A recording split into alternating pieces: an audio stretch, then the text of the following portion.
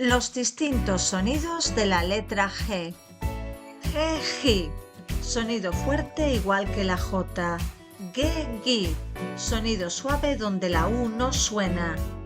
We, wi, sonido suave donde la U sí suena. Veamos algunos ejemplos.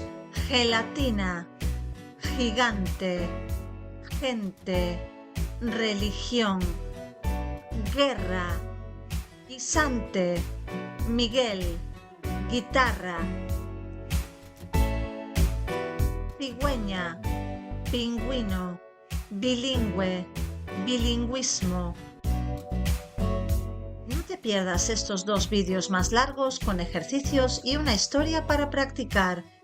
Tienes los enlaces en la descripción y en el primer comentario. Te espero en mi canal para seguir aprendiendo.